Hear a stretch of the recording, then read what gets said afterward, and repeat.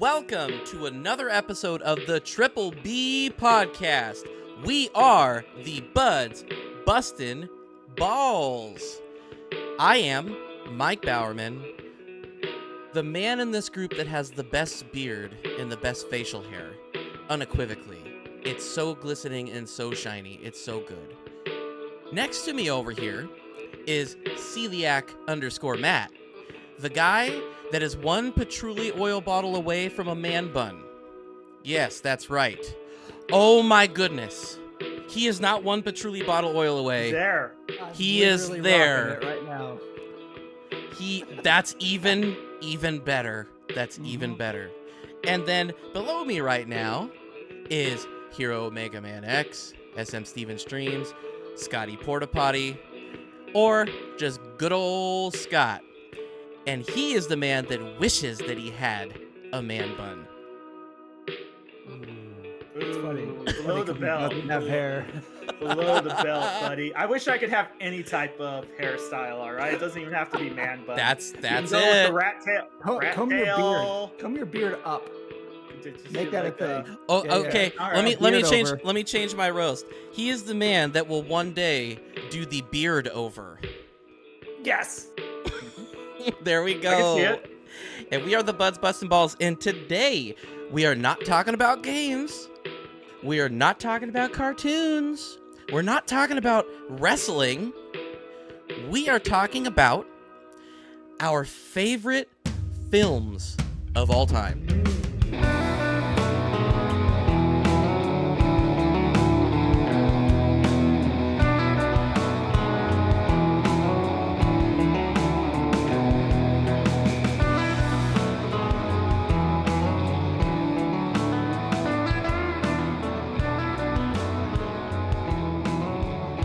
With that being said, let's get started. You know how it goes. What are you drinking? What are you playing? All right. I am drinking not water this time, kind of. I am drinking a Liquid Death. This is their tea, the Grim Leafer. Okay, Just I to like not that. drink I like water. that name. I didn't realize it was Dude, named that. That's All of their branding is great. It is great. I love Liquid Death.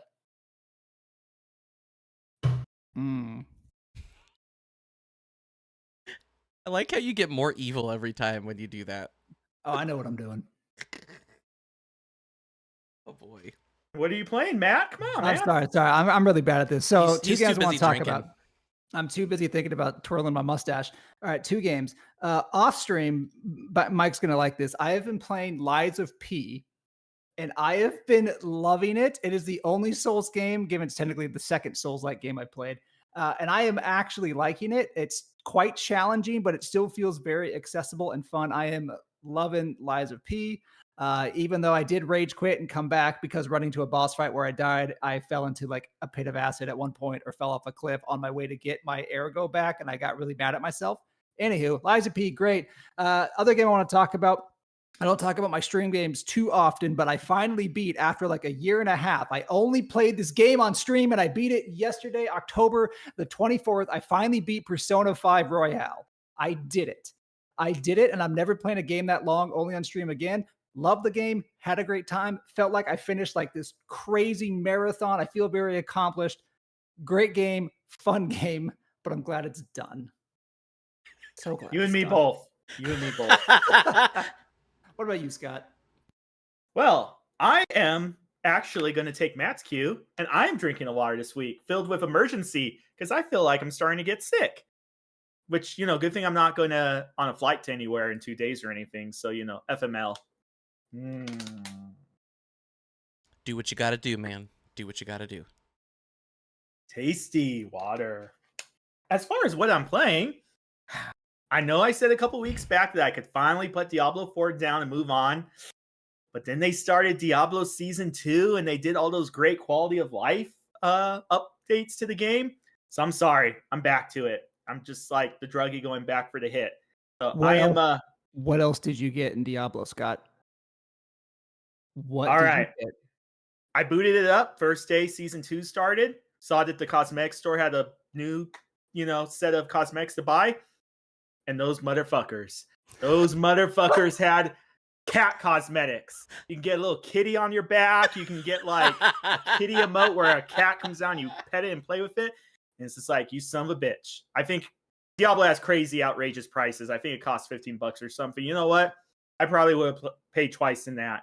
They did their research. They're like, we're going to go and we know what Scott's going to buy. Cat-related stuff. We know how to get him. So you know what? Screw you guys. That was an easy $15 you got from me, and I hate you. But anyway, moving on from Diablo 4. Technically, I haven't started playing yet, and despite me saying for a long time I was not going to get it, I caved in and I bought Spider-Man 2. So I will probably be jumping into that one in the next day or two. So I am pretty excited for that because growing up, Venom was one of my he was my boy as far as comic book characters go. So I am looking forward to that one. And for me, I am drinking water from a can in some Vans. Van can water. Van Van water. The camera was like, I don't want to look at this. I'm not going to focus on you. I have no idea why I just did that. Jean-Claude Van Can. Van Can. Well done. That was well done. You're rebranding yourself now. Jean-Claude Van Can. Yep. What are you playing, dude? I am playing. So I actually wrapped up Lies of P. And by the way, on this channel, there's a Lies of P ridiculous review that you should go check out because it's pretty great. I did like it. Fantastic all the way to the end. Fan-freaking-tastic. And I want to point out, in case this guy from TikTok does show up on one of these videos, a guy on TikTok tried to call me out. And he's like, yeah, but Miyazaki said that this was the best Souls-like game that he's ever played. And I was like, oh, really? I didn't know that. Well, it's a good thing that I ended the review the way that I did. And then he came back like 30 minutes later and commented, and he's like, damn, got my ass that I didn't watch the whole thing. And I went, that's right. I got you, big boy. So anyway, Lies of P, fantastic, all the way to the end. I cannot recommend it enough. It's so good. It's on Game Pass. Go play it. Go buy it. It's good. But I wrapped that up. I'm not playing that anymore right now. I am playing Super Mario Brothers Wonder. Holy hell, that game is so much fun. It's fun. It's just fun. It's good fun. And been playing with that with my kiddo Ben. He's been really digging that. And I actually started Spider-Man 2. Very good game. A lot of weird little bugs, man. So you may want to wait a little bit, Scott. There's some weird bugs I've already hit in the first hour of the game. I heard about one big bug in that game. Yeah, there was. I knew it. Spider-Man. There it is.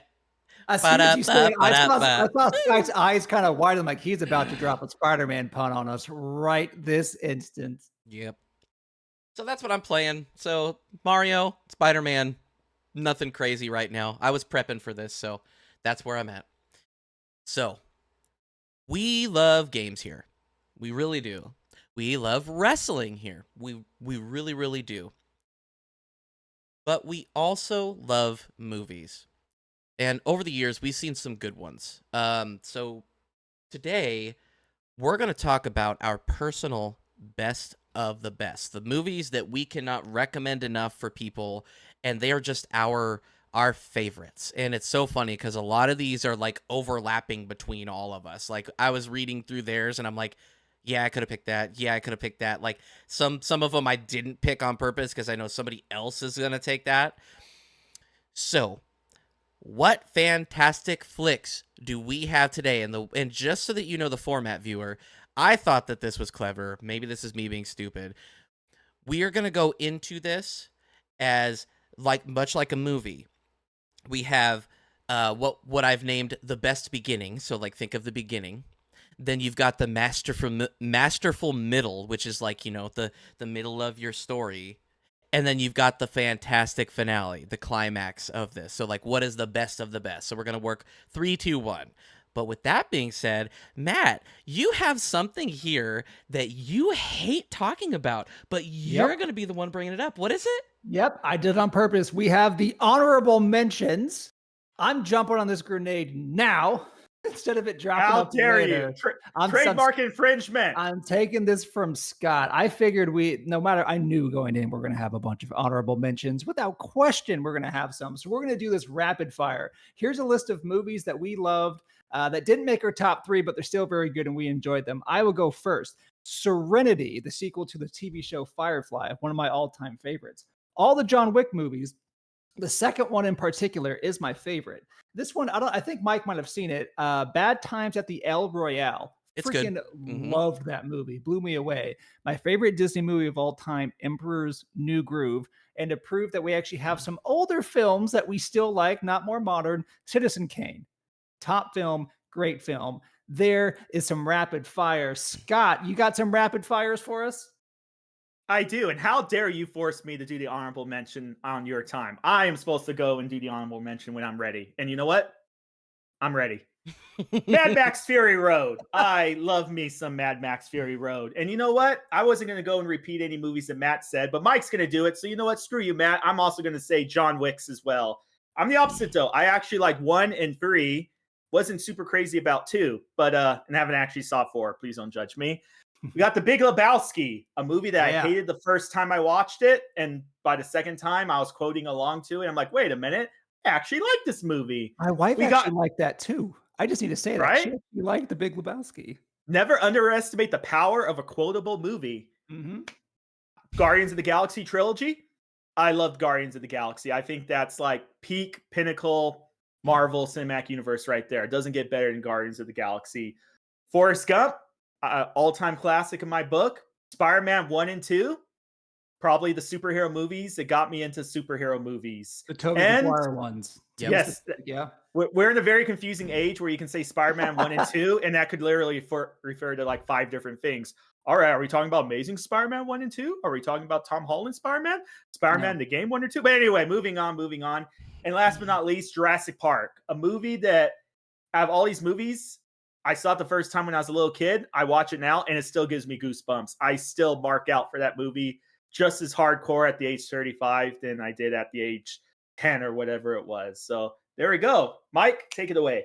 Yeah, so I'm going to repeat. So John Wick's, but my personal favorite is 3. So we all have our differences. That, by the way. But I think, yeah, we're all kind of picking and mixing and matching what our favorite John Wicks are. Exactly, right? I mean, even our Discord channel has been named after John Wick roughly for like years now, and it's evolved.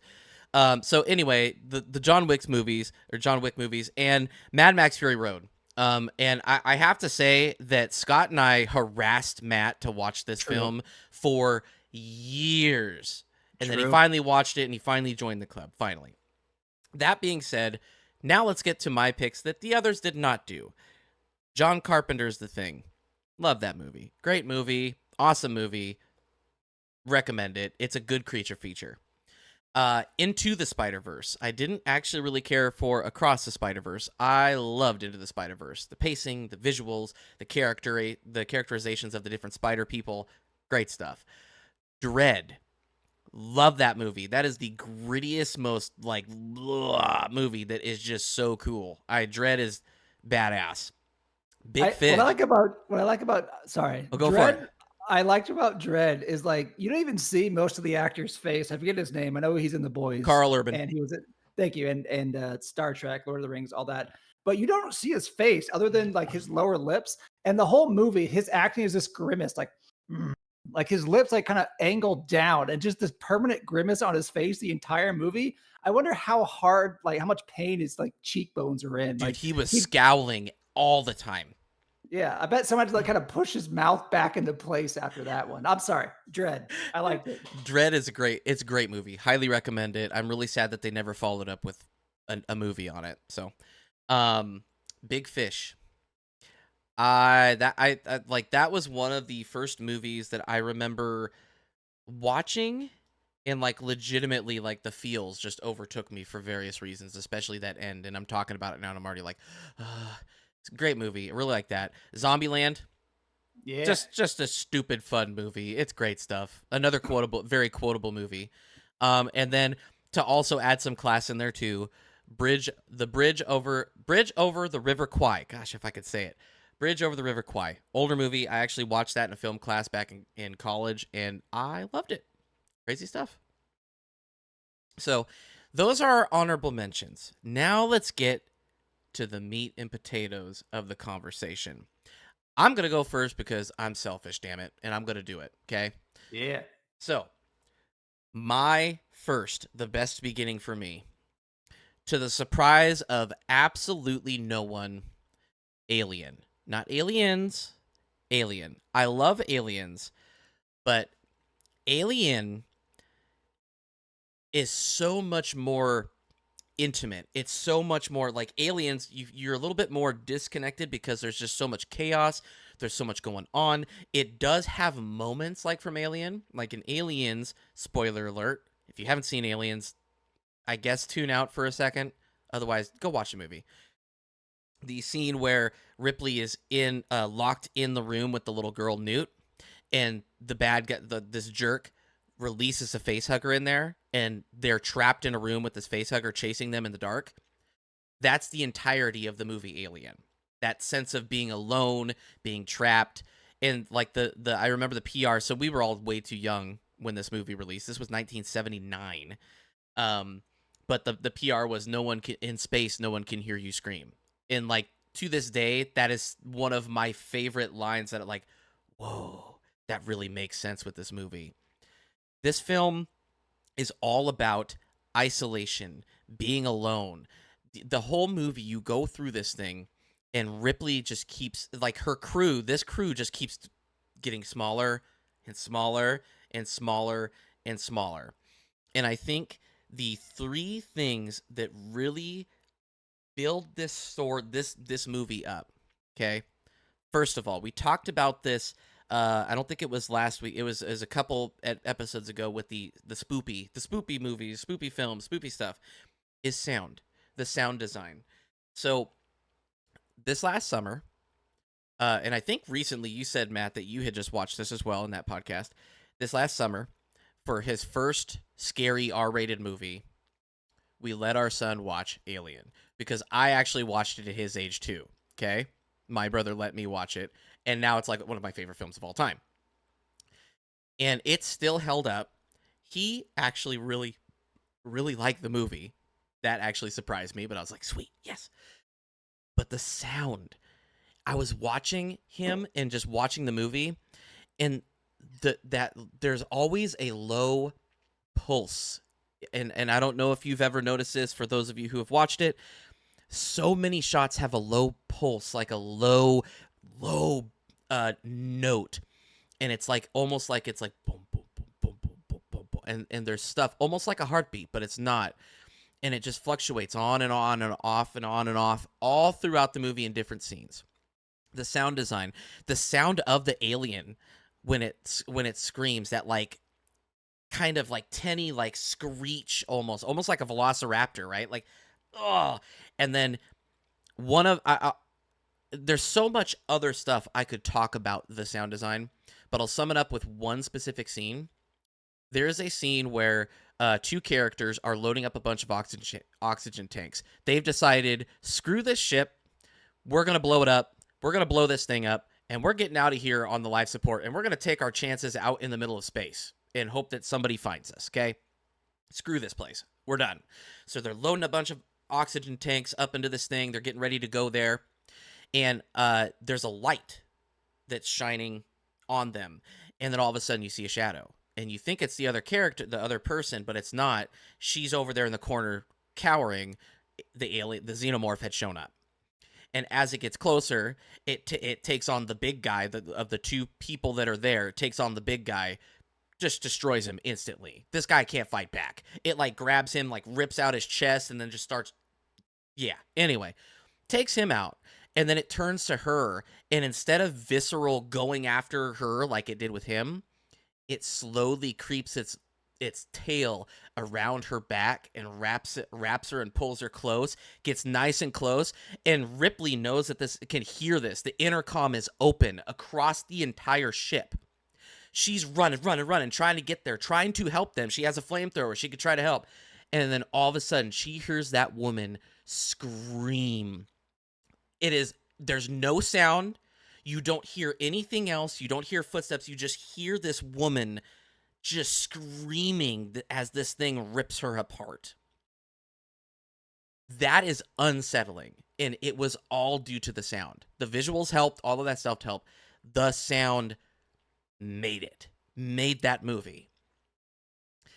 The visuals, I mentioned that. The visuals and the world building in this movie, to me, second to none. Like, I think maybe Arrival would be, I don't want to say it because it's something that I believe Scott, somebody's going to be bringing up later because their choice was taken. There is one rival, and it's a fantasy film, okay? But the world building, the lore, what's going on here? Where did this thing come from? How did they come across it? The derelict ship, how did it get there? The visuals, the style of the ships, the style of the alien, the derelict ship, the style of the planet that they're on. Everything has if you look at it, now both of you have seen Alien, right? Or seen one of the Alien movies? Oh, I have. I You didn't. have? Scott hasn't. I have seen Alien versus Predator. All right. Oh, boo.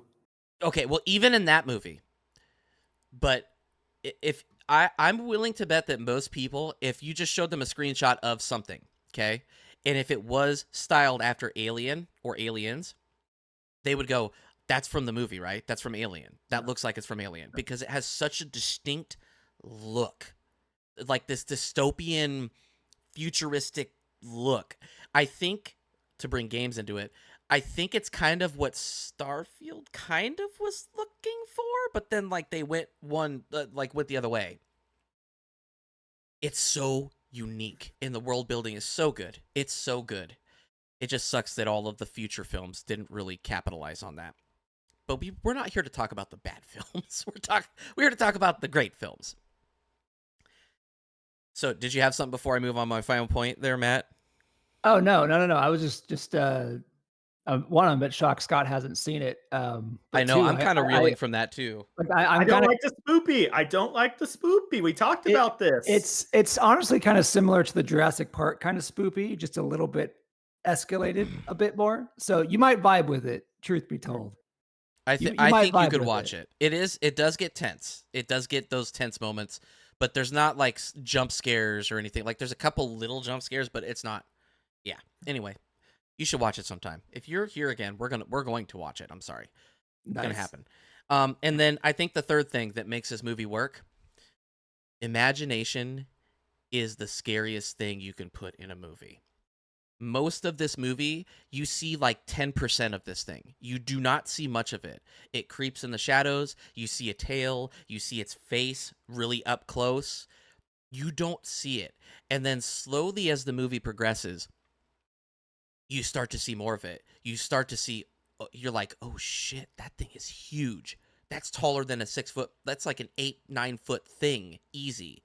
Whoa, that thing is strong. Whoa, that thing's got things on its back. Like, it slowly starts to reveal. So it's just your imagination, especially at the beginning, is like runs rampant with like, what is this thing? Whereas like movies like Aliens, they're front and center all the time. There's aliens all over the place and they're attacking in hordes, right? And I think that with horror films, that is one of the most effective tools is let the audience come up with their own monster that scares them. And that's what makes it the scariest thing. Right? Like you give them just a guide, like a little push, like, look at this scary alien. What do you think about it? So that is why Alien has made my top 3 of all time. And it ain't going anywhere.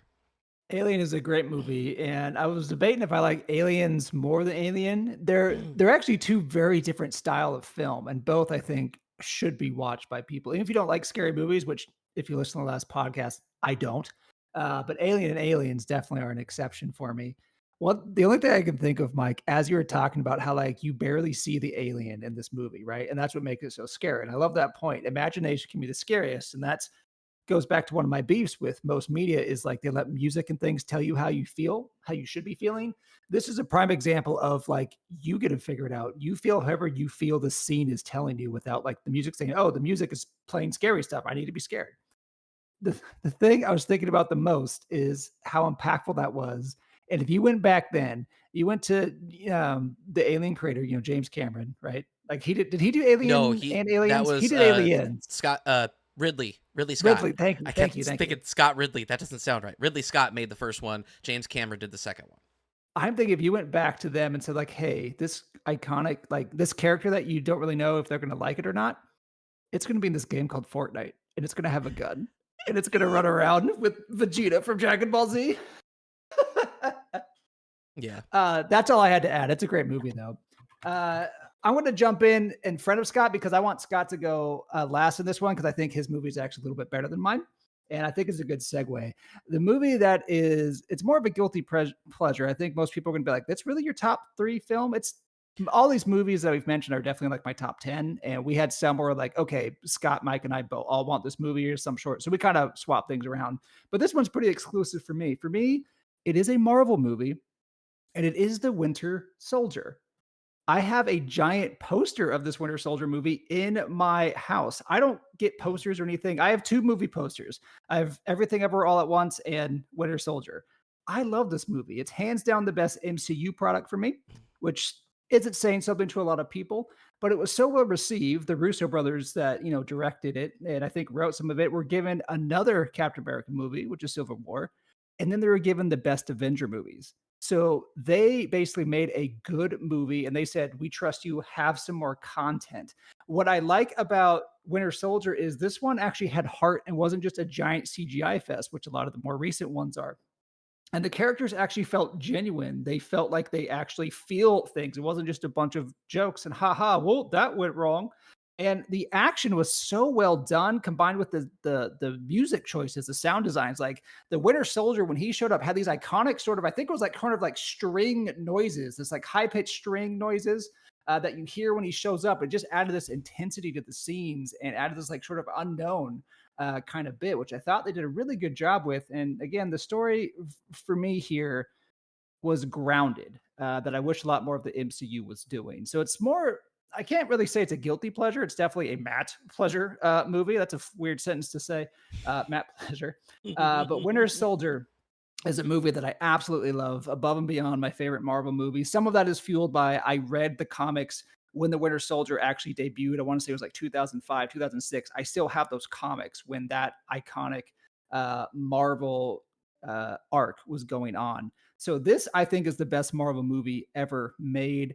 And I absolutely love it for all the reasons that I said. That being said, Scott's movie that you're about to hear, I think, is the better in this genre. Scott, what is yours?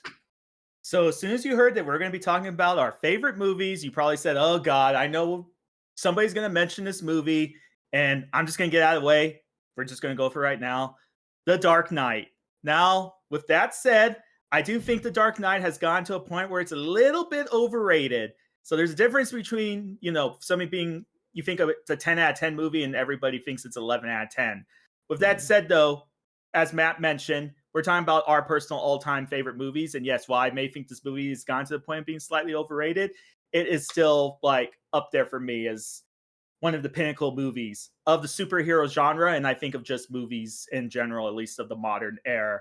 So a lot could be said about Heath Ledger and Christian Bale, Aaron Eckhart, Michael Caine's performance.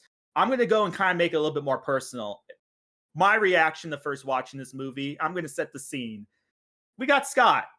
He saw Batman Begins. Batman Begins was his first introduction to gritty Batman. And it's like, all right, I kind of like this, moving away from the Joel Schumacher approach. I could dig it. At the end of Batman Begins, they teased that the next big villain is going to be the Joker, an all-time favorite villain of mine from Batman the Animated Series. If you've heard previous podcasts from myself, huge Joker fan. And what do I find out? Eagerly anticipating who's been cast as the Joker for The Dark Knight. Heath frickin' Ledger, the heartthrob guy, the pretty boy person. And I was pissed. Now, this may sound hilarious now that, that's one of the most legendary performances anybody's ever given. But at the time, it wasn't just me. There was lots and lots of people who were very, very upset by this casting choice, and they thought it was terrible.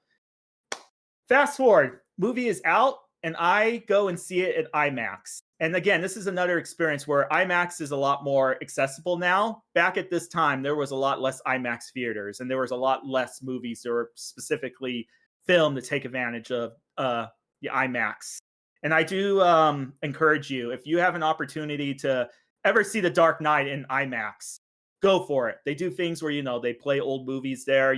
It's not always just new stuff. They'll go bring back classics. If they do that for The Dark Knight, you have to see it. Like, there are specific scenes in that movie that were filmed like for IMAX in mind. And I will never forget the feeling sitting in that theater, the first shot of the movie, and it's just a wide shot engulfing your entire field of vision of a skyscraper. And it's just boom, skyscraper right there. And like, whoa, this looks pretty incredible. And they got this heist going on. You got all these guys dressed up as clowns. You got this, at first it's like, all right, cool, starting off with bank robbery. But it's very apparent very quickly that this isn't any other bank robbery. You got these guys that one by one, they're betraying each other. They're saying, yeah, boss said we can go and get more money if I go and off you. Oh, I know that you killed that other guy and you're probably going to go for me next. So I'm going to kill you now. And you're just watching. It's like, what is going on? These guys are offing each other. And it leads to the amazing climax at the very end of the bank heist, where it turns out that one of the common thugs in the group was the Joker the entire time. Sorry, I know it's spoilers. If you haven't seen The Dark Knight at this point, then you deserve to have the movie spoiled for you. And just seeing that, like, the chaos that he caused, it was chaos and it was brilliance. And he pulled off the perfect bank heist. No other henchmen survivors, just him. And it was honestly one of the most breathtaking, amazing introductions to a character ever. Everything you need to know about the Joker, definitely continuing to watch the movie, it just keeps getting better and better with him. But there isn't really anything new that he displays later on in the movie. It just reinforces that everything you need to know about the Joker, what type of wild ride you're about ready to get yourself into, is set in that beginning scene. I would go and argue that that is one of the best openings to a movie of all time. Just the tension, the swerves in it, the character setting is absolutely amazing. And I'm more than happy to say that I can admit that, good job, Christopher Nolan. You proved me and all these other internet, nerds out there that you know casting. You saw something in Heath Ledger. So this is one of those things that, seeing it for the first time in IMAX, experiencing Heath Ledger's performance like that with very low expectations going in, something that is always going to go and stick in my mind, and always going to go and put The Dark Knight up there as being one of my all-time favorite movies. So again, a lot more to this movie, and I'm sure, I could talk like literally for an hour about this movie, but we got a lot of movies to go over tonight. So we're going to try to keep the pace brisk. But with that said, do you guys have any thoughts on The Dark Knight? I know, again, it's a very, very iconic movie, and a movie I'm sure you guys also very much love. Probably would have been on your list if I didn't So have it on mine. I actually want to talk about both films, because I don't. Winter Soldier is no slouch either. So I want to put. You said it's a Matt pleasure. Yep. Oh my. But the thing, that movie really humanized Steve Rogers instead of just, I'm the hero. I'm the hero. I do all the good things. It really humanized him in a lot of ways. That's where it succeeded, I think. Great stuff. Dark Knight. I can sum that movie up why this is such a crazy scene that always sticks in my mind. When Joker's dressed up as a nurse and he's walking outside of the hospital, and I thought that this was planned, but he's pushing the button to blow up the hospital, and he's like, what the heck? And then all of a sudden it explodes, and he goes, oh. And then the way that he gets into the ambulance, like that kind of like whatever, like just the way that he did it all. And then to find out later that apparently they had a snafu with the explosions, like it was supposed to push a button and explode, and it didn't. And so when Ledger actually whoa, jumped, like that was legit, and he just kept going with it. That scene, it sticks in my mind. I can't tell you why. It's just the visuals of it, the angles of it, the acting, everything about it. That movie, like you're right, that opening heist sets a tone for the rest of the movie. It's a very good movie. Very good movie. Yeah, like Mike said, we're just talking about two scenes of this movie. So many iconic scenes. Like you have when Joker introduces himself to the mob. You have we could talk on and on about it, but that's one of the things the movie does so great. Is just these iconic scenes that you just always think about and just like, ooh, that was really cool, or man, that was really creepy. It just great movie. Thoughts on it, Matt? I don't like to rewatch things for the most part. I don't like to replay things for the most part. Dark Knight is one of those exceptions where I can put that movie on at any time. And I've said this going back when the movie first dropped and I was still very young to today. It, I think, is, in my opinion, the greatest comic book movie ever made. Some might argue there are some others. We might even talk about one later. Mm. But I think it is the greatest comic book movie ever made. And it would have been on my list, but Scott got it, and I got to talk about Winter Soldier. So I ain't mad about it. Everything this movie did was perfect, from execution to casting to acting to sound design, which is a reoccurring theme amongst the Buds busting balls here. Is the sound design was just so The good. opening It bank heist ticking it I clock. was exactly, I was just gonna bring that up. Everything was perfect about it, and this movie is just a good movie. It is not just the best comic book movie. This is one of the best movies, and it also didn't put Christopher Nolan on the map, but I think it put him on the map on a lot more casual film goers. Because I actually had seen a Christopher Nolan film prior to that, and then I saw this. I'm like, what else has this guy done? Memento? What? It just blows you away.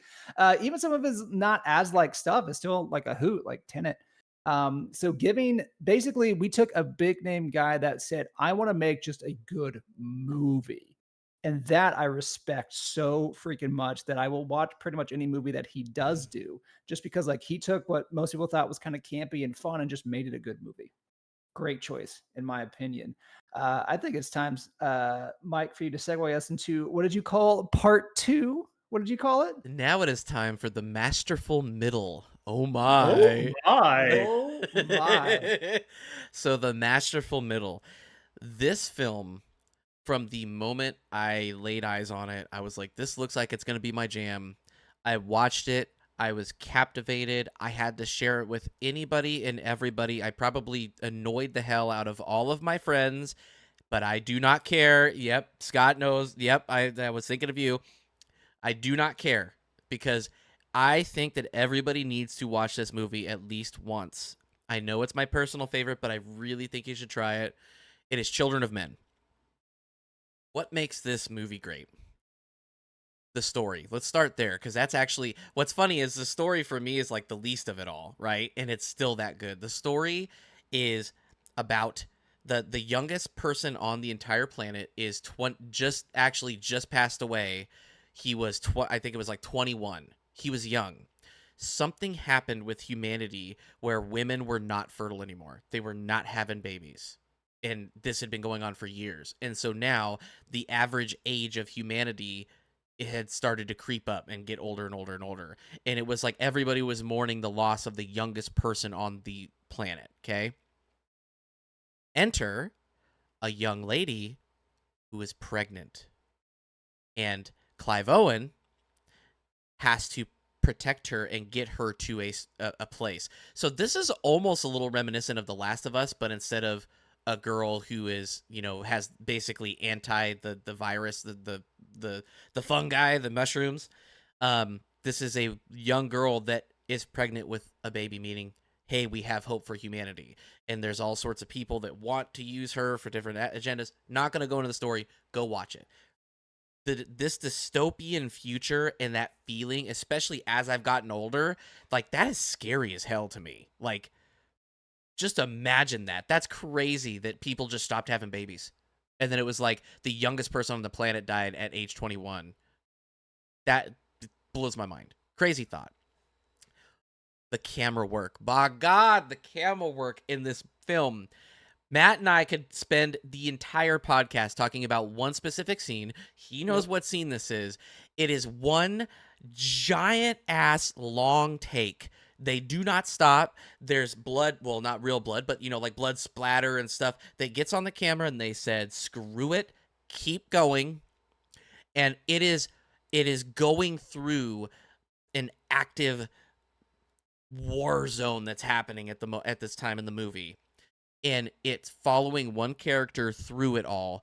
And just the sheer, I watched how they did it, and just the sheer technology and the vision and the thought process on, okay, so the choreo, like, it's a nightmare to think about. I don't know how they did this. And they did it. It is, how long does that take, Matt? I want to say it's like 5-6 minutes easy, like straight. At least. And that doesn't sound like long. But watch a movie and see how long it takes until they do a cut. It's usually seconds. This was like a 5 or 6 minute long take that took, and they didn't do any of the tricks that they do now where they're like, oh, we'll just do like, we'll cut it and do like a robotic camera that follows the same path over and over again. Yes. It was all handheld, and they had various measures, and they did so many takes, and they said it was such a pain in the ass to have to redo takes. I think they only did a few, and they went, we're using one of those. Too bad. The camera work is so damn good. Watch the how-to. I do recommend that.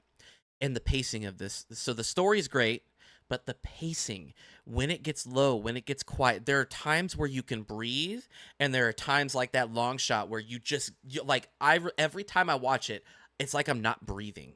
I'm like, and then it like ends, and I realize, oh, I gotta breathe. Like, it's tense. The pacing is so good. It knows when to be quiet. It knows when to be loud, bombastic, sit back and think about things. Great stuff. Children of Men, cannot recommend it enough. I know both of you have seen it. One, because I forced you to watch it. What do you have to say? I did watch it because of you, and my goodness was I glad that I did. Reoccurring theme with those that are paying attention as to what I enjoy now in like media and entertainment. It's actually the story is usually not all that captivating to me. I mainly care about like the execution and like is what they're doing good? Is the camera work, the interesting things that they're doing, the acting, like basically the production, the building of the same for a wrestling match. Like I don't really care about who wins for the most part. I just want to see a well executed match. And sure, we love a good story. I am a sucker for a long take. Absolute sucker. And there are so many movies that have done that and TV shows. And some that pop to mind is one of the Netflix Daredevil episodes. They had this hallway scene. They did this, I think, in one in every season. They just had these long takes that I don't know if you noticed it, but after a while, you're like, that's one take. And just knowing what they put into that, you just add so much to it. My movie, honorable mention, Serenity, has a long take to really intro the cast and crew of the story, and it just does a really good job. There's a fun guilty pleasure kind of movie called The Protector, where they have this epic fight scene where he fights up this winding building in one take. It's insane. Seeing stuff like that is crazy. Even a not like action-packed thing, a show that Mike and I, at least I watched the first season, Mike watched more. There's a TV show called The Bear. There's an episode, one whole entire 30-minute episode that was filmed in one take, or at the very least looked like it was filmed in one take, which was just spectacular. I love stuff like that, just seeing that execution. I don't know if a more, not to sound elitist, a more casual film goer will see that and appreciate it as much. Hopefully they kind of pick up on it subconsciously and it just adds more to it. This movie and the camera work is superb. It's a fun kind of sci-fi post-apocalyptic-ish story, which I'm pretty much a mark for as well. I love this movie. And I know Scott, not as so much, mainly due to some pressure from some individuals. Yeah, I don't want to go and be like rain on everybody's parade. It wasn't my cup of tea. Part of me kind of wants to watch the movie again because I do felt like it was kind of like a gun was to my head with the group I was watching with. I don't think Mike was there. It was other individuals. And it's like, oh, if I don't like this movie, bad things are going to happen to me. So a little bit of a weird situation on that one. But yeah, I wasn't huge on it. Not saying it's a bad movie. You know, I recognized it was a great movie, did all these masterful things, and I will never make an argument to Mike saying you have bad taste in movies because you like Children of Men. Just wasn't my flavor, but maybe one day it will be. Keeping that possibility open. Watch it without a gun to your head. That might change things. That might help it. So Scott, I'm going to talk about Let's go, Scott. Yeah. Just for the fact that I think it would be kind of anticlimactic if I follow up my movie with the movies Matt's going to say. For me, so again, the topic of this is our personal favorites. I would never, ever make an argument that this movie is one of the greatest movies of all time. But it is a movie that holds a special place in my heart. Mike, he has the great eye for, he picks up on the technique. Matt, if you notice a lot of his movie stuff he's talking about, he's the critic. Me, I'm kind of like more of like the personal, like this is what it meant to me in my life at the time, where it inhabits my heart and why does it inhabit my heart. And this movie is going to be Scott Pilgrim versus the World. Yes. First off, great name of the main character, I have to say. That was already a huge plus right there. But the funny thing about this movie is I wanted nothing to do with it when it first came out. I saw the trailers for this movie, and we'll talk about more about this later on, me talking about this movie. But the trailers made it come off as being kind of like a teenage rom-com with some nerdy elements to it. And I had no interest in it. I'm like, I don't do rom-com, teenage movie, rom-com, whatever you want to call it. I'm not interested. And I want to say it was Matt and then our friends, the Rushings, who saw it first. I don't know who the group was. They came back and they told me, like, Scott, you got to watch Scott Pilgrim versus the World. This is your jam. And me being the stubborn pain in the ass that I am, no, not doing it. Movie looks dumb. I ain't going to do it.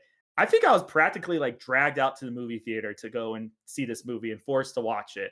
And unlike Children of Men, which made me resentful that I was forced to do it, I will say right here on camera, Matthew Worsham, thank you very much. Yeah. Tim and Chris Rushing, thank you very much. You guys made my life better by making me see Scott Pilgrim versus the World. One of the moments that I will always treasure about that movie, it doesn't even have to do directly with the movie. It's the reaction to the audience. And there's a very specific part in the movie where, again, it starts off kind of setting the scene a little bit. You have Michael Cera's character, Scott Pilgrim, is just an absolute loser. He's just a loser. One day he comes across this quirky, cool, hipster chick, and he immediately falls in love with her. And he just wants to know, like, what's her name? What does she do? How can I find her? And he goes and goes to a party just to find her. And, meets her, is a super dork, totally strikes out talking to her. And so you're like, all right, there's some funny lines in this movie. It's quirky, I can see where this is going. And then there is a part when randomly somebody bursts through a wall, flying at Scott Pilgrim and tries to punch him. DBZ style, Dragon Ball Z explosions, crater gets created in the floor. Over dramatic speeches, flying, punching, over the top fighting. And I will always remember that there was a good portion of the movie theater that when it hit that scene, they got up and they left. They were just like, what? This isn't a romantic comedy teenager movie? What's all of this anime shit going on right now? And they weren't for it. They got up and they left. You know who was for it 100%? This guy. I have never seen a movie that perfectly balances different types of genres quite like Scott Pilgrim. You got one scene, and it's basically a superhero movie. You got another scene, it is a Big Lebowski style quote fest of ridiculousness. Next scene, super heartfelt, romantic, like, oh, I really hope it works out between the movie. Back to the crazy ass anime fighting. Scott Pilgrim is a trip, and the best kind of trip, the type that you don't know where it's going, but you're willing to stick along with the ride and see where it does go. I absolutely love that movie. Like I mentioned earlier about it comparing to Big Lebowski, never underestimate the power of a movie that is quotable.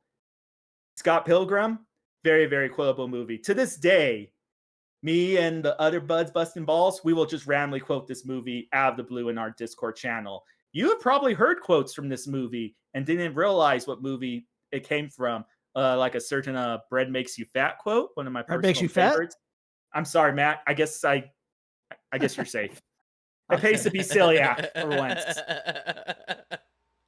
But great action in the movie. Like I said, this movie has some superhero action that puts Marvel movies to shame.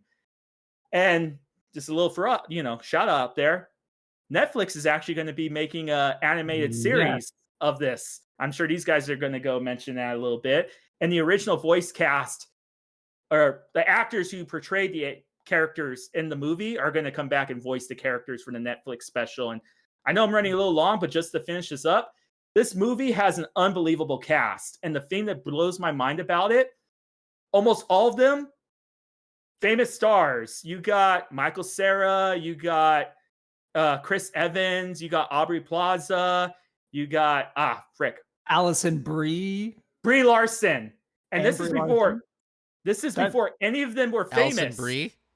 Did I mix that one up? Yeah, Brie Larson. Don't edit it out. I combined two. Leave it. Anna Kendrick. Anna Kendrick, like, these are major names. And this is before any of them were famous. Like some of these actors, this was their first like major motion picture role. Kieran McCulkin. This was, yeah, it was amazing. Just like, how did you get all of these actors that are going to go on to be like such major people in Hollywood while they're all just so unknown still, but they do an amazing job. And you really have to go and give credit to the director. I feel bad. I've been praising this movie so much. Edgar Wright. Edgar Wright. You have to go and give so much credit to this guy because it's obvious that he saw what these actors would become eventually in Hollywood, and he capitalized. He jumped on them before anybody else did. He gave them a chance. He saw in them what other people would take 5 years to go and see. So I think that was a super awesome legacy of that movie, is how it helped give a little bit of a springboard to some of these amazing actors. So, Buds, what are your thoughts on Scott Pilgrim? I'll let you go first, Matt. I want to see what you say. I hope you say what I think you're going to say. This movie was on my list, but Scott beat me to it. Freaking love this movie. Quote this movie all the time. It is also, guess what? Based on a comic book. It is based on It's based on a manga. It's technically a comic book with manga similar art style. Someone's gonna fight you in the comments about that. How do you read it? Left to right, like a comic book. A Canadian wrote it, Mike. It's a Canadian. Anywho, someone can yell at one of us for being wrong in the comments. I'm sure someone will beat us to it. Cube, that's your cube. Now, it is based on a comic book, which I read and freaking loved. I'm like, man, how are they going to make this a movie? And they did. As you guys know, I am a critic. I like to see good execution of things. This is a movie where I didn't even notice. I couldn't even tell you if it was a poorly filmed or greatly filmed movie. It's just so freaking fun. This is one of the most fun movies I've ever seen, some of the best action I've ever seen, and chef's kiss, some of the best music in any movie. It is exactly my kind of genre, as overseen by Beck. Of all people. And there are so many jokes in this too. Like if you pause the movie at random parts, you're going to see all these jokes that you never even knew were in there. This is a movie that has heart. This is a movie that has soul. This is a movie that wants to kiss you on the mouth and marry you. This is a phenomenal movie. One of my favorites. Freaking love it. I'm glad you said the music. I was waiting. I was like, please somebody say it. That's all I was going to say. You guys covered it. Great movie. To this day, it's on my Spotify. Yeah, a lot of the soundtrack, like my personal favorite is probably, I like Garbage Truck. That's my personal favorite. I have, I was just going to say, if you only listen to one song from that soundtrack, my recommendation is Black Sheep. Which is a cover. It is a cover. You can just go into hear that song, don't know anything about being connected to Scott Pilgrim, and you're like, this is a good song. Yes, 100%. Freaking love that movie so much. All right, mine, number 2. You guys ready for this? Also, real quick, my favorite song in the movie, it's called Threshold. Check it out. My movie, that's a good one too. Yep. It's part of 3. If this was not on anyone's list, someone would have killed us. It's Lord of the Rings. And you can pick which one you want. They're all different and great in their own ways. I know Scott's favorite is Two Towers. I'm going with Return of the King just because it's a good culmination of the ride that this movie was on. All are great, but I'm picking the closer. The build to the finale of this movie is so rewarding. The music won a bunch of rewards. The sound design won a bunch of rewards. There's emotion, there's climax, there's great action, there's beautiful CG. Even back then, we're talking like what, 2000, 1999, kind of around there. Like pretty much everything in this movie looked good, even from a CG standpoint, except for the one scene that jumps out to me. But at the end of this 3-movie journey, where there is a director's extended cut, where each movie's like 4 freaking hours, and I love and consume every minute of it. The feeling you get when it is over, knowing there will be nothing like this again. Everything else is just emulating. Nothing like this again. The passion that was put into these films by the crew, who basically lived there for 3 straight years making this. Most other movies now feel lazy and empty after knowing a movie like this exists. And this movie won a bazillion rewards. You can't just be like, oh, it's just fantasy nonsense for nerds. I mean, kind of, sure. But it objectively is considered one of the best film franchises of all time. Lord of the Rings is a top-tier film. It will stand the test of time. It needs to be known and loved forever. And this movie, from a personal standpoint, means a whole lot more to me because my dad, when I was growing up, said, read The Hobbit.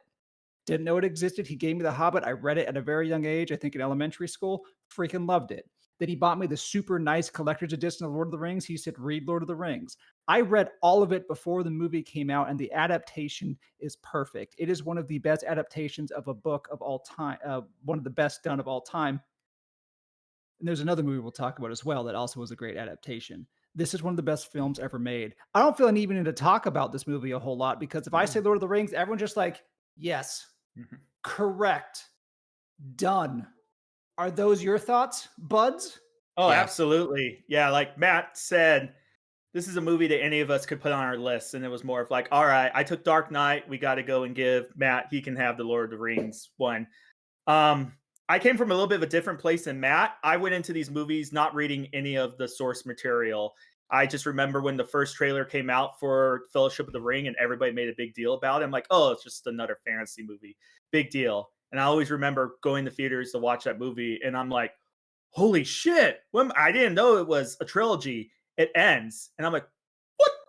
What's happening next? What? I gotta see. And then find out that there's the Two Towers. And like, you gotta believe that I was in line to see that movie opening night, first showing of it. Like Matt said, the Two Towers is my favorite of the trilogy. I very much love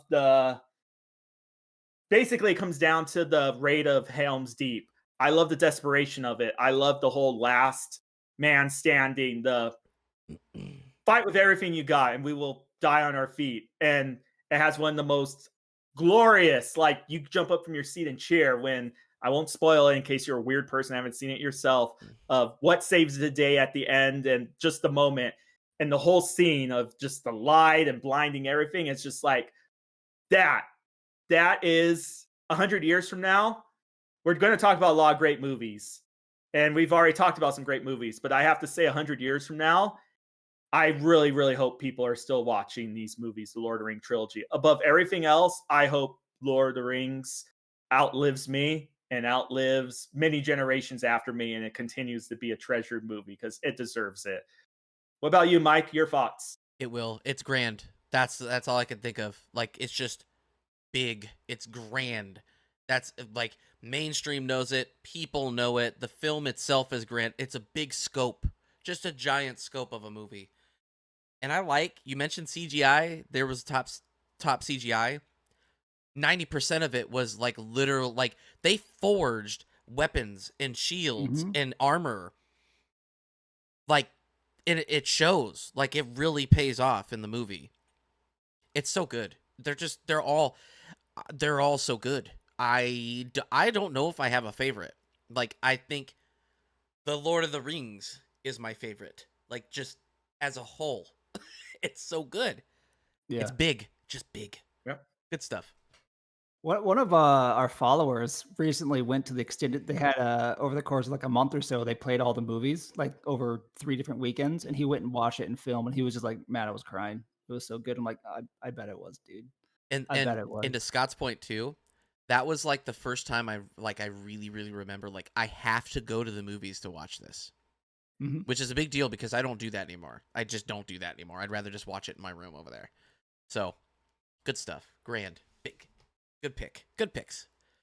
So, now it is time. The fantastic finale. The end. Yeah. Our coup de grace. Our big boys.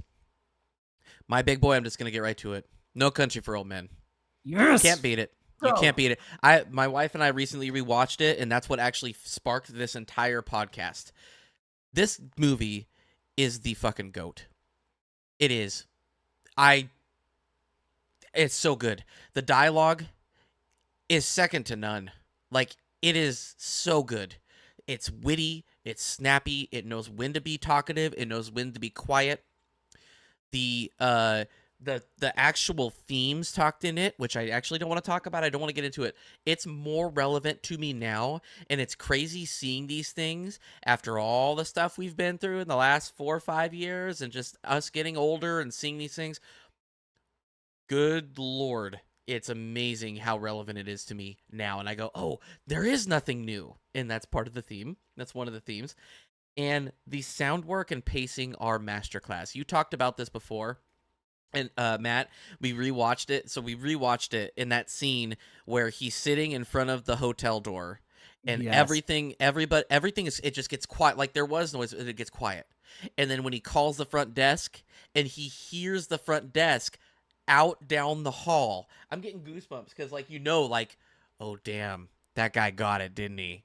Because he's not picking up his phone. And then you see the footsteps go by. Just it is a masterclass.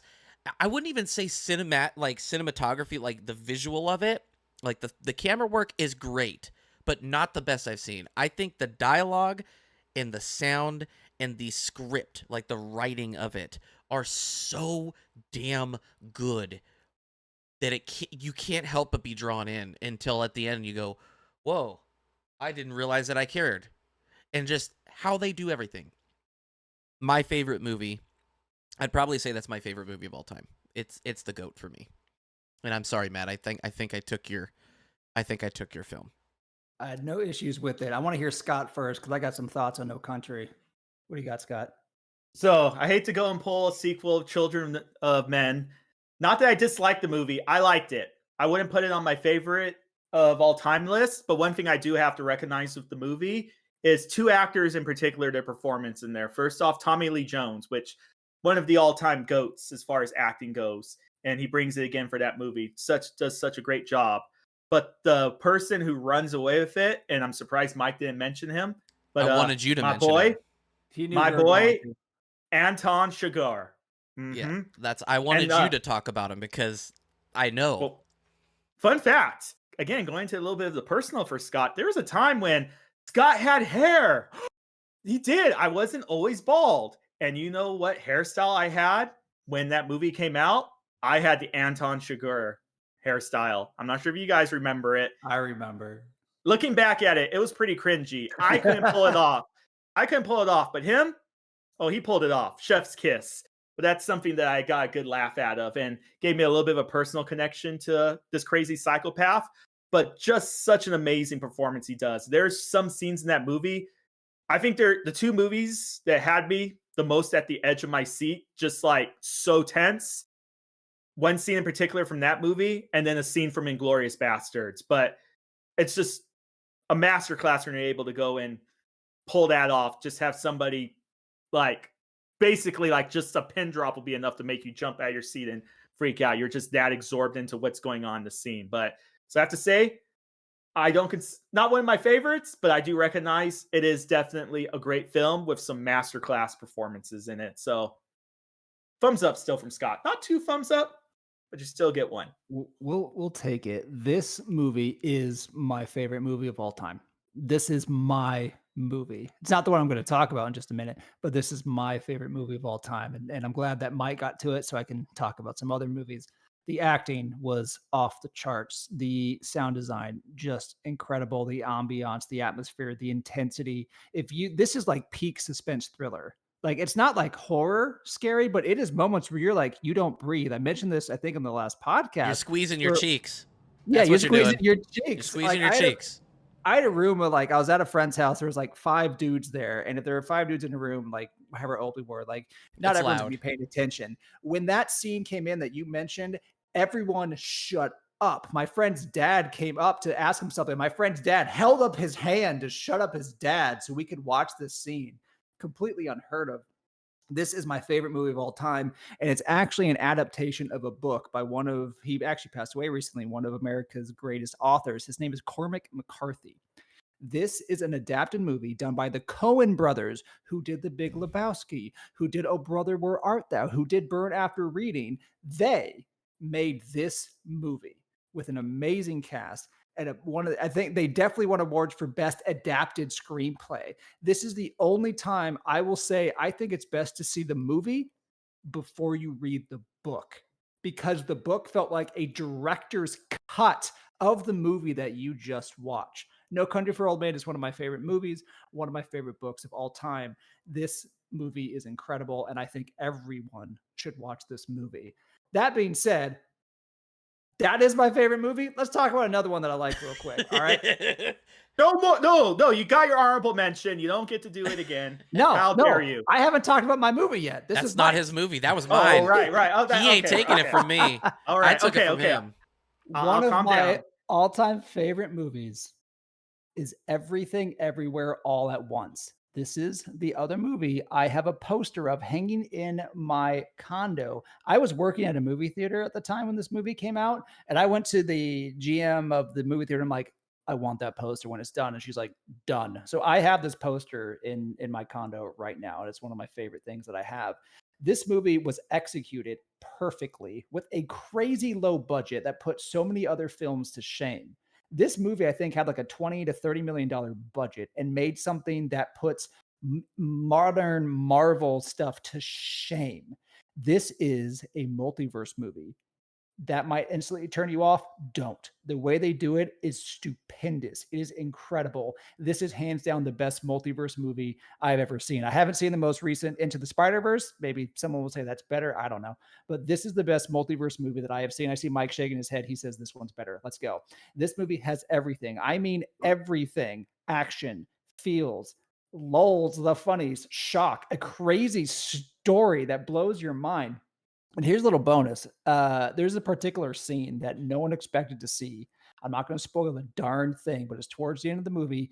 You see something where you see two folks fighting, and the camera pans out, and you see a certain object on the screen, and instantly the breath left the theater of everyone there, and they just went, "Oh no, are they?"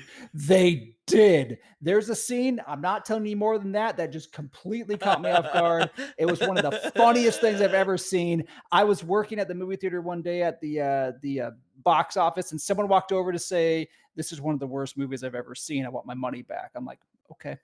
Gave him his money back. He went to go see Top Gun or something else. I don't know what else was there at the time.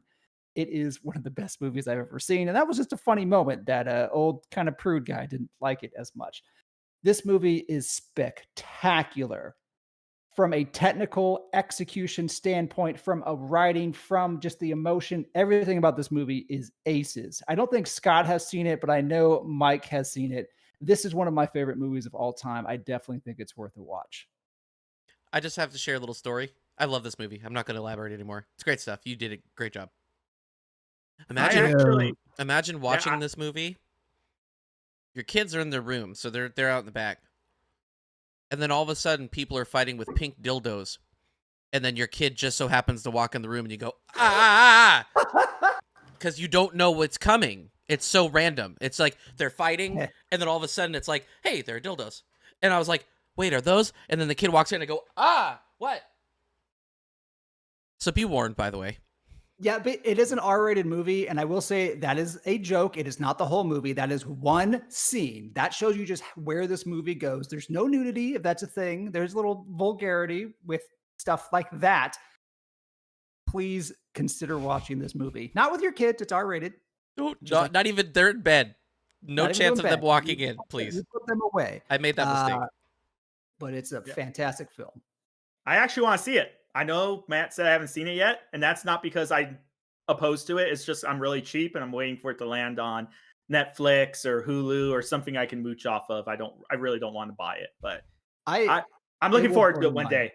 I'm glad to hear that. That actually is very high praise for Scott. When that makes me happy. Something. And I don't own physical media. I own this on Blu-ray. I absolutely own this on Blu-ray. But let's wrap it up with Scott. Well, let's get the finish on this one. Send us home. What's yours? There we go. So I know Matt mentioned earlier that he considered The Dark Knight the best superhero movie of all time, and I know that's the opinion a lot of people share. For me, though, I have a movie that is actually tied with it, and I think it perfectly captures the spirit of superheroes, but in a different way. While The Dark Knight was like the pinnacle of like the moral compass, the principles, the mental side of what it means to be a superhero, this movie captures the heart and the emotion of what it means to be a hero. And I'm going to be talking about a movie called Logan. Now, I'm going to get a little bit, you know what? I'm not even going to talk about the spoilers of this movie, but I do know a lot of people out there. There's definitely more people that have seen The Dark Knight than Logan, but I beseech you, please give Logan a chance. It is such a great movie. And just like The Dark Knight is a good movie in general, not just a good superhero movie, Logan is a great movie, and you don't even have to be a superhero movie fan to appreciate Logan. You'll get more out of the movie if you're a superhero fan. You'll get more out of the movie if you've seen the previous X-Men movies, which it is connected to, but still such a great movie.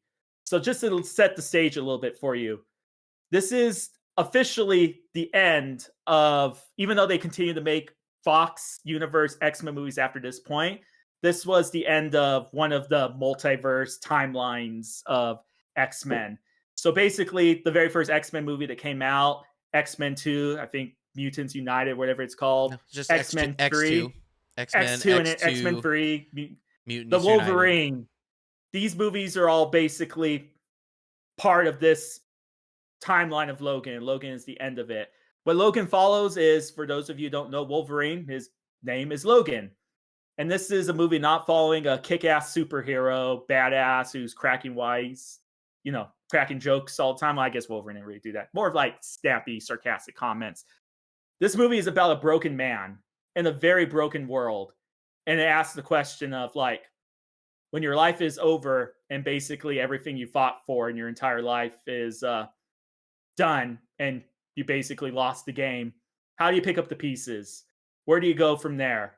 How do you go and find the reason to live? And you follow a man who is, in multiple ways of the word, broken. And I'm not going to go and get into the details of what has broken him and what's going on in him. But this is a movie that, this is going to be weird to say. I could watch The Dark Knight anytime, like Matt said. Most of these movies he talked about, I could watch multiple times. I've only watched Logan once. Even though this is going to be the last movie I talk about and I'm giving it such high praise, I've only seen it once.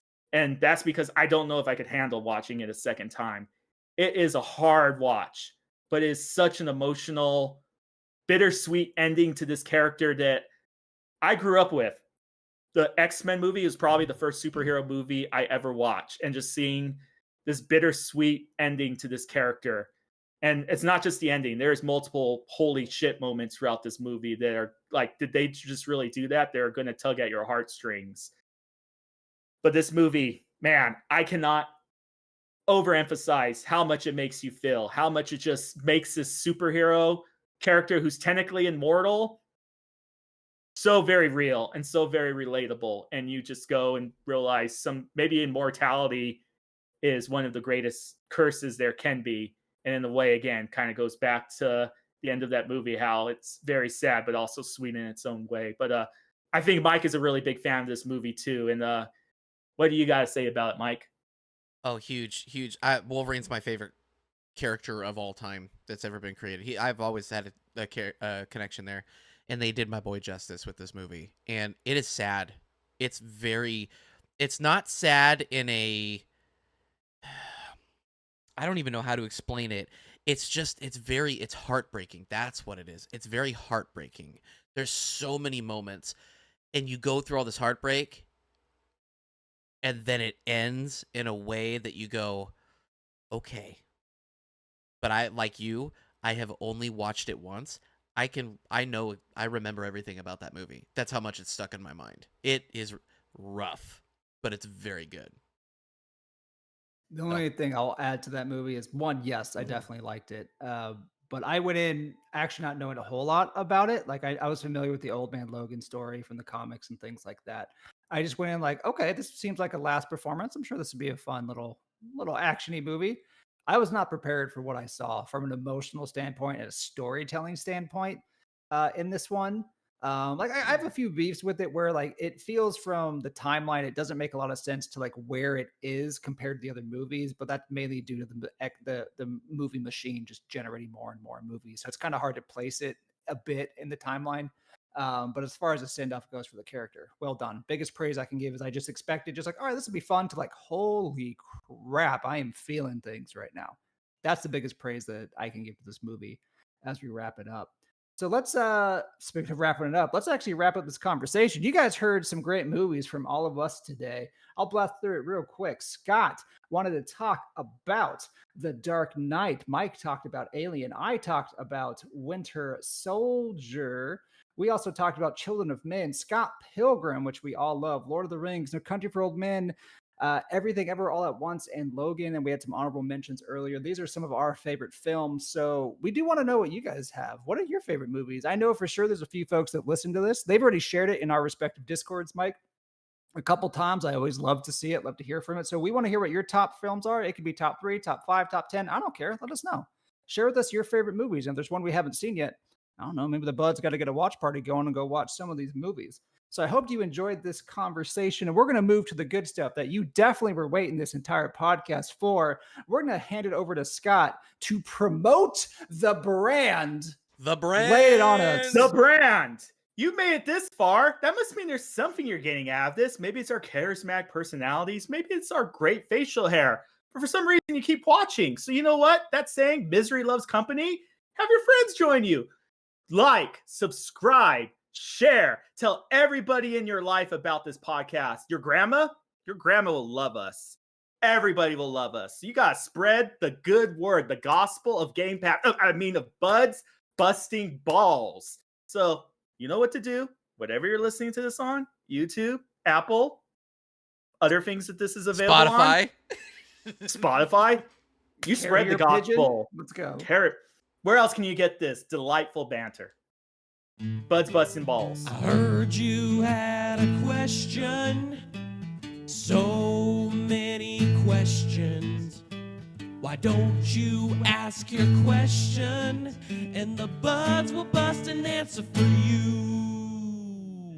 Tonight's question, it is from Cube. Good job, Cube. You always supply those great questions. Funny story, we had a different question in mind for tonight originally, but a certain, loudmouth kind of was blabbing all over the internet of what tonight's topic was going to be. And this question got asked at the last moment. And that's all right, because you know what? It was a great question for tonight's topic.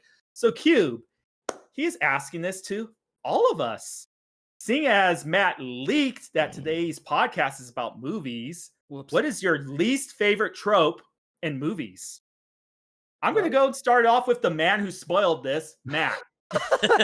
Listen, I'm giving the dedicated viewers some extra engagement. I am doing the Lord's work. Hey, my least favorite movie trope is in a non-romantic, advertised movie when they add in a romance, because it's usually lazy, it's usually predictable, and it is just not a good wrap up. I just think it's lazy. All right, here's cool action man doing action things. He's introduced to random lady that he definitely won't have feelings for at the end. Look how angry and mad he is about everything. Oh, they fell in love. It's boring. I hate it. It's just absolutely the worst. I don't want to watch, if I want to watch a romance, which I often don't, but whatever, I'll know what I'm getting into going into it. I think it's just usually lazy, and one of the two characters it's just usually poorly written. How do we flirt? Haha, I punched you in the face once. Yeah, we love each other. I hate it. That is my least favorite for sure. Well, there you go. You have Matt who wants people to forever be alone. How about you, Mike? How would you want people being crushed? Mine's actually kind of the same way. It's usually tied to romantic things, and I hate saying this because it sounds like I'm saying I hate when they go woke, but I hate when they it's becoming a trope of hey, these are the modern times, so we have to inject that into this film, into this movie, into this show. We have to do that. A recent example that comes to mind is Ted Lasso in the final season with a certain character and her love interest. It was just so... Why? It was so forced for no reason. It's not a matter of it itself. It's a matter of you built this character up just to insert this trope, and it has nothing to do with the character. So I guess the trope of, and I don't know if it would even be called a trope or more just a pattern that I'm starting to see, inserting culture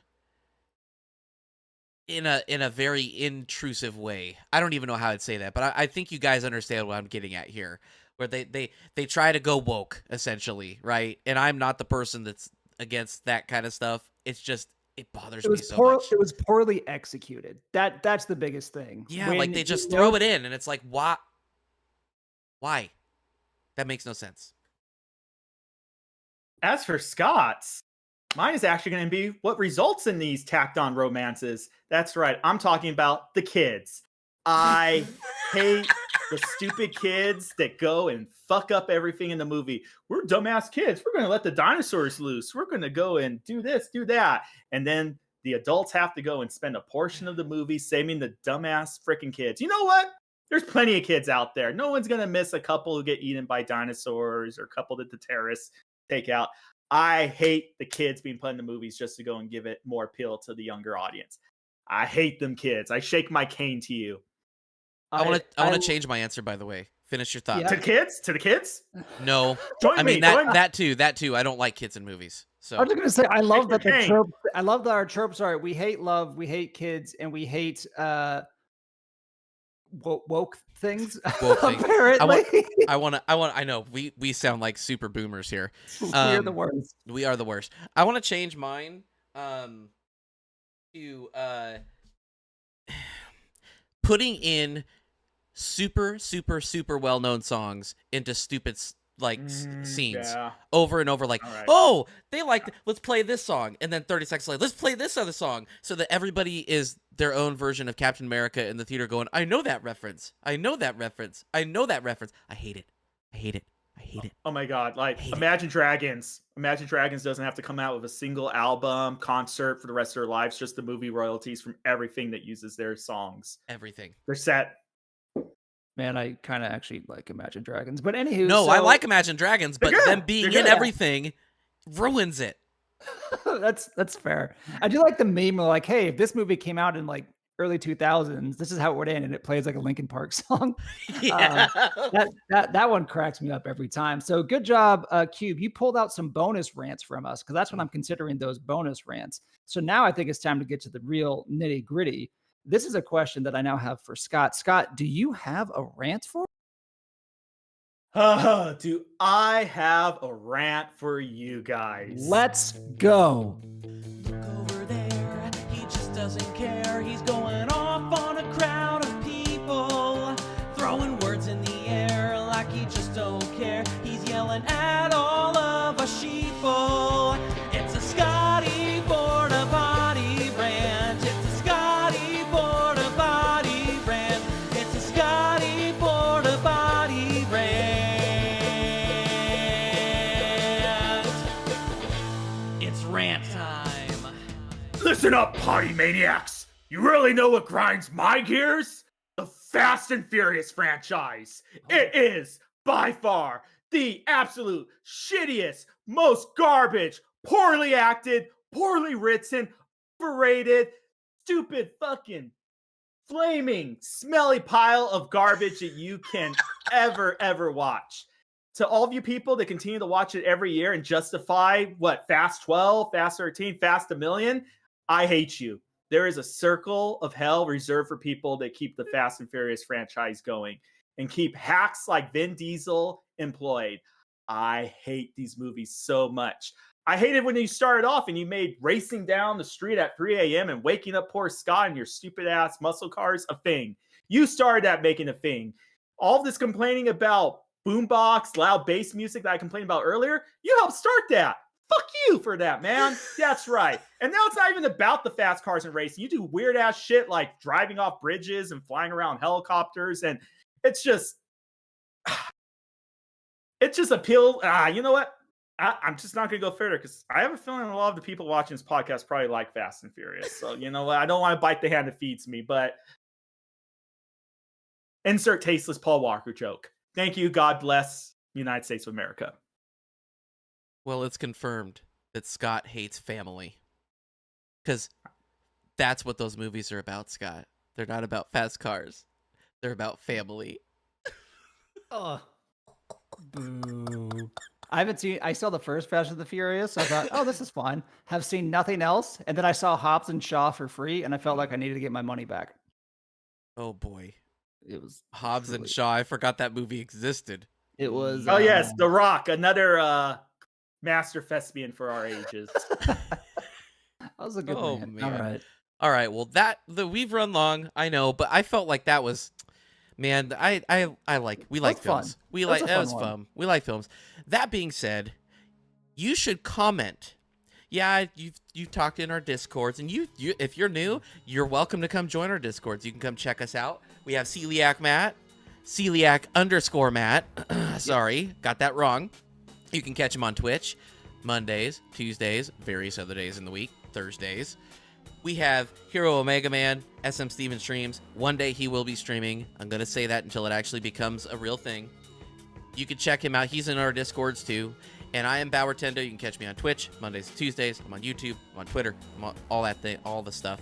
And you should like, you should subscribe, you should comment, you should tell us everything about all the movies that you love and the films that you love and how wrong we are. That's what you should tell us, right?